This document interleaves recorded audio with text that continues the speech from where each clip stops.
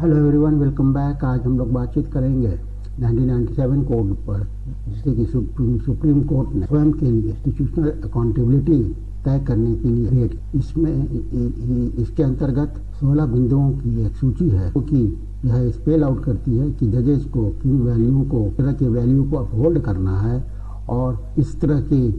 जो पिटफॉल्स हैं उनको अवॉइड करना। यह 1997 का जो प्रस्ताव एक बार फिर से न्यूज में इसलिए आया है क्योंकि हाल ही में तत्कालीन chief justice of India mister justice Sanjiv Khanna ने एक इन हाउस इंक्वायरी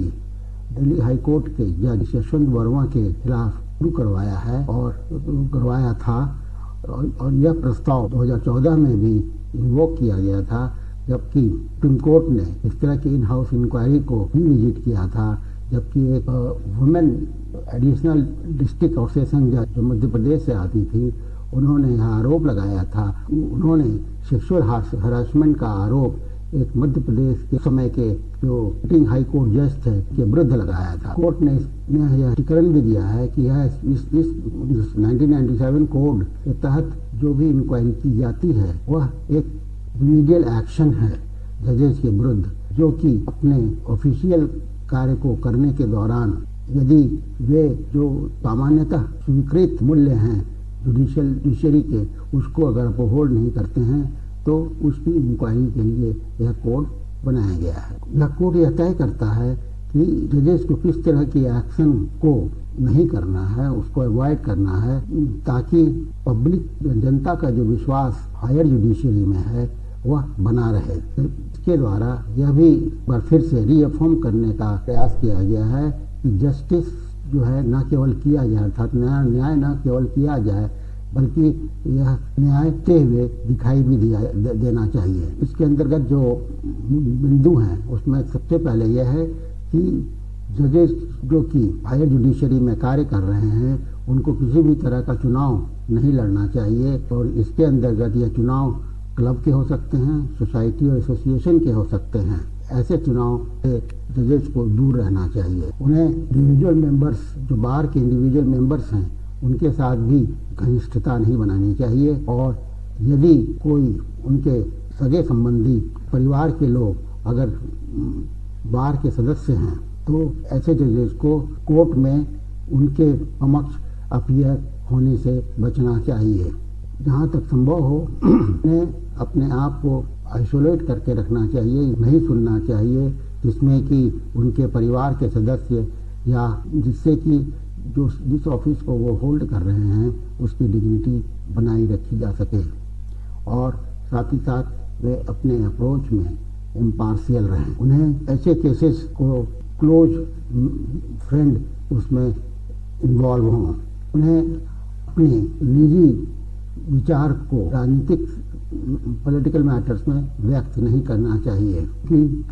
उनके जो भी कृत्य हैं उन्हें वे उनके जजमेंट के द्वारा आने चाहिए। मस्ट स्पीक फॉर देमसेल्फ, और उन्हें जब तक वे जज काम कर रहे हैं उन्हें किसी भी तरह का इंटरव्यू मीडिया को नहीं देना चाहिए, और न ही उन्हें किसी भी तरह का उपहार या हॉस्पिटैलिटी करना चाहिए जो किसी के द्वारा दिया जा रहा हो। इसके अंतर्गत उनके मित्र और परिवार को इससे हालांकि अलग रखा गया है, और ऐसे किसी भी कार्य को नहीं करना चाहिए जिससे कि उनके पद का दुरुपयोग होता हुआ दिखाई देता हो। कोर्ट ने इस तरह से जो भविष्य में कुछ ऐसी कोई भी गतिविधियां अगर होती हैं तो यह सुनिश्चित करने का प्रयास किया है कि जुडिशियल अकाउंटेबिलिटी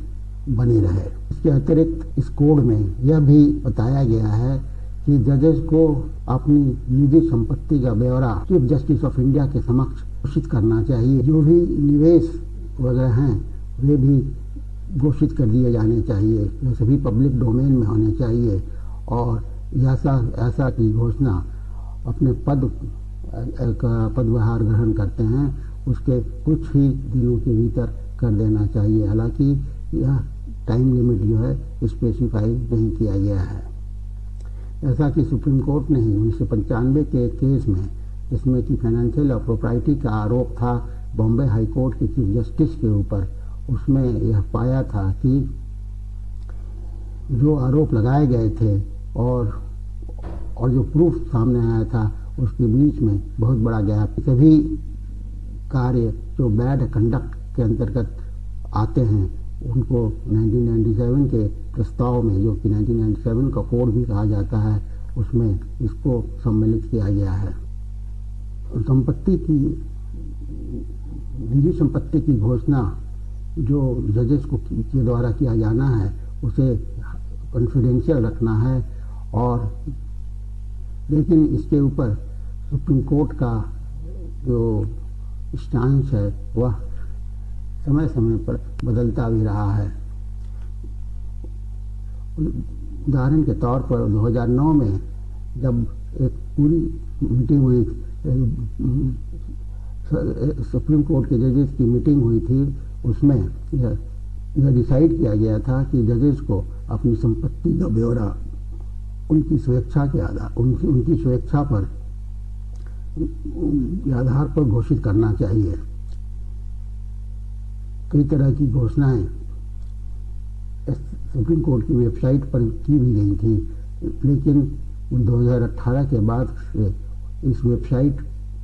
को अपडेट नहीं किया गया है। इस संदर्भ में 2019 में एक कॉन्स्टिट्यूशन बेंच ने तय किया था कि जो भी एसेट और लाइबिलिटीज जजेस की हैं वे उनकी व्यक्तिगत सूचना के अंतर्गत नहीं आती हैं जहाँ तक आरटीआई के इंक्वायरी का संबंध है।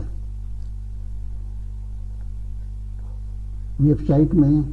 कुल 28 जजेस की सूची दी गई है, जिसमें सुप्रीम कोर्ट के 28 जजेस की सूची दी गई है जिन्होंने अपने संपत्ति का ब्यौरा चीफ जस्टिस ऑफ इंडिया को, चीफ जस्टिस को लेकर के कुल 34 जजेज हैं सुप्रीम कोर्ट में, उनमें से 28 जजेज ने वेबसाइट के अनुसार अपनी संपत्ति का ब्यौरा घोषित किया है।